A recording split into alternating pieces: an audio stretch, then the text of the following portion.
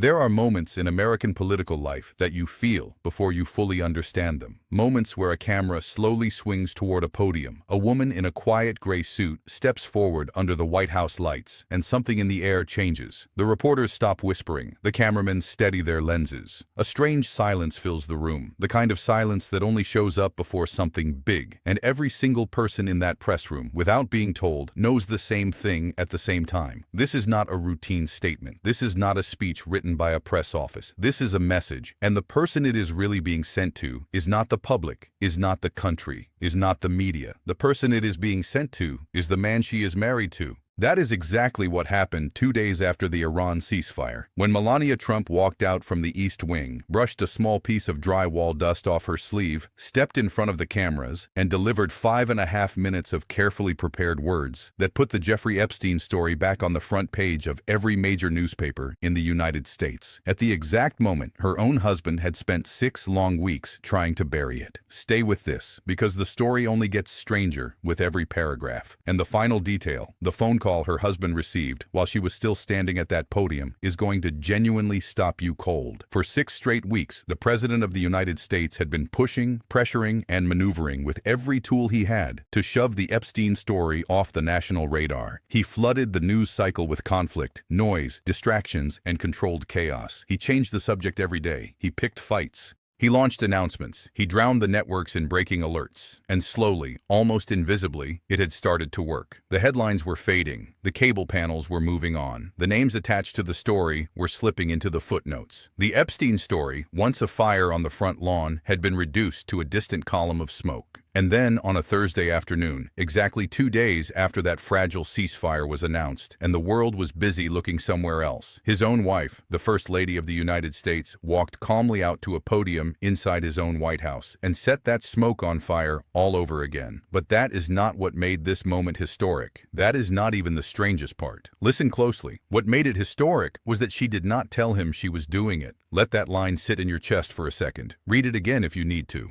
The President of the United States, a man who has spent every waking hour of his adult life controlling every single narrative that even brushes against his name, found out about his own wife's 5.5-minute speech from a reporter calling his personal phone. They share a building, they share a last name, they share a residence under the same roof, and she did not walk down the hall. She did not send an aide. She did not pick up a phone. She did not slide a note under a door. She walked past his office, past his staff, past his entire orbit of advisors, and went straight to the podium. When the reporter dialed his number for a comment, he had not heard a single word of it, not a syllable, not a phrase, not the subject, not the tone. Only one of 2 things can be true here. Either this was the most stunning communication failure in the modern history of a first family, or it was a deliberate, surgical, calculated choice. And if you have watched this couple for even a decade, you already know which one it is. And here is where the story shifts from interesting to explosive, because the speech itself, every single line of it, carried the fingerprints of legal precision.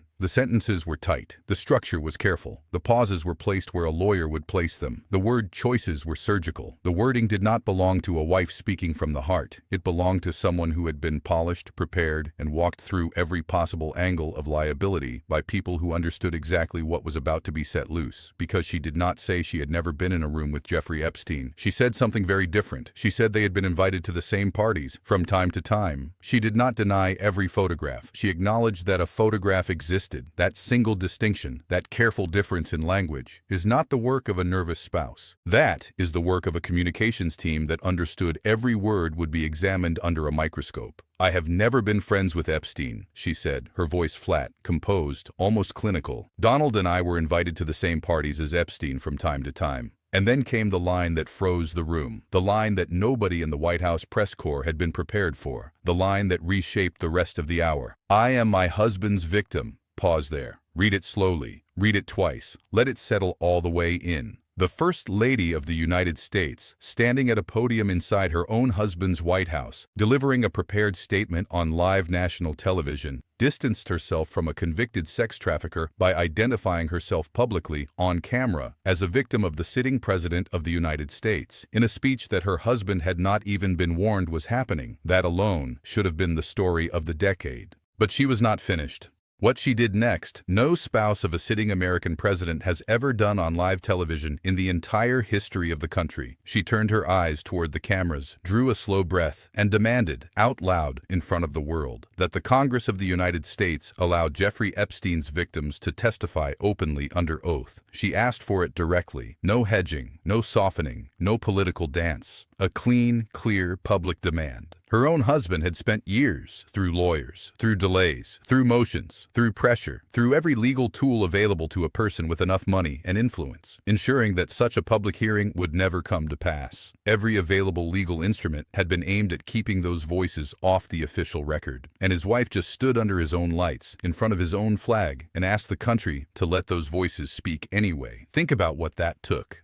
Think about how long she must have rehearsed that line alone before delivering it. And then, layered underneath everything, there was the language used in other parts of her speech, the lines meant to dismiss unrelated accusations, phrases about fake images, warnings to the public to be cautious about what they choose to believe, careful statements about manipulated content. That language was not new. That language was familiar, almost eerily familiar, almost word for word identical to phrasing that had shown up in past controversies around her husband, which strongly suggests one quiet, unspoken truth sitting behind the curtain. A template exists, a prepared response, refined and reused across years, sitting in a drawer somewhere in a law office or a communications firm, ready to be deployed whenever needed. And more importantly, she knew that template existed. She knew its rhythm, she knew its design, and she chose, quite deliberately, to reach for it in this moment, tied to this story, on this afternoon, in front of these cameras. Let those words sit, because the implications are enormous. And then there is the layer that many Americans noticed within minutes of the speech ending. The layer nobody in the White House was willing to address. Separate bedrooms, separate travel schedules, separate public lives. A marriage that from the outside has looked for years unlike any first couple before them. An arrangement of quiet, formal distance, conducted mostly out of view, occasionally visible during public events, and never fully explained. And inside that unusual, carefully maintained distance,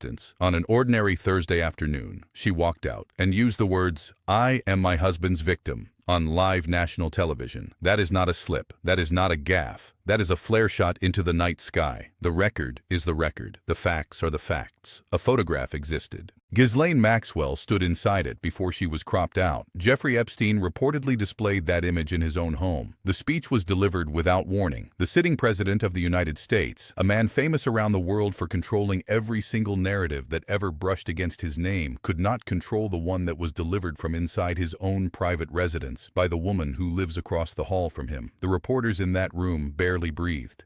Cameras kept rolling long after she had stopped speaking, as if the equipment itself understood that something unusual had just happened, and nobody wanted to be the first to lower the lens.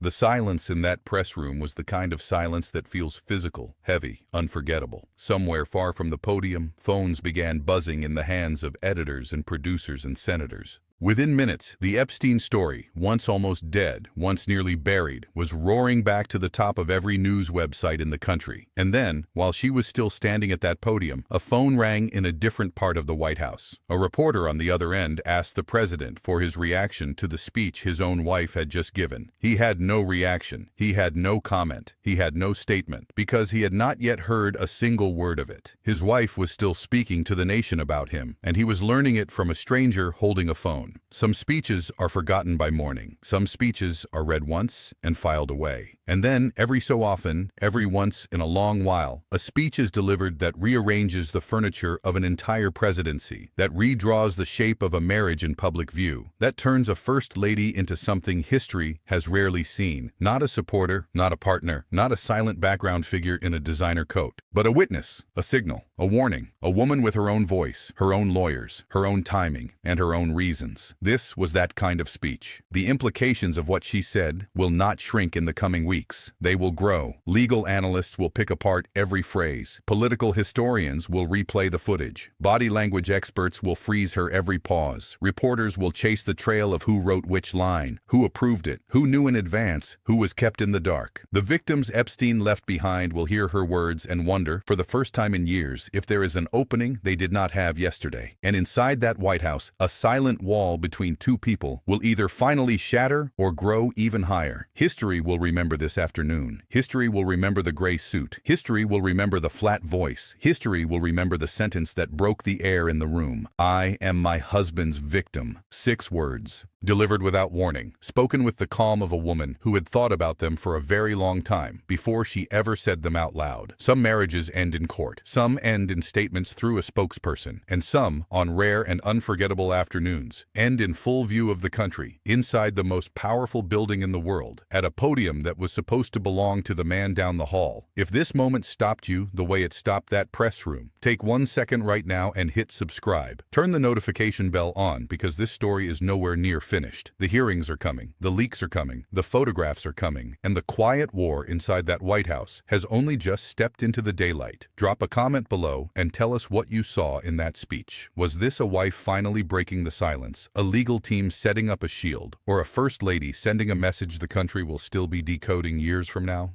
Like the video if it made you think. Share it with the one person in your life who understands that the loudest statements in politics are almost never the loudest ones in the room. They are the quiet ones, delivered calmly by the person you least expected to hear from. Because these stories are not just drama, they are the shape of power, finally slipping out of the hands of the person who thought he owned it.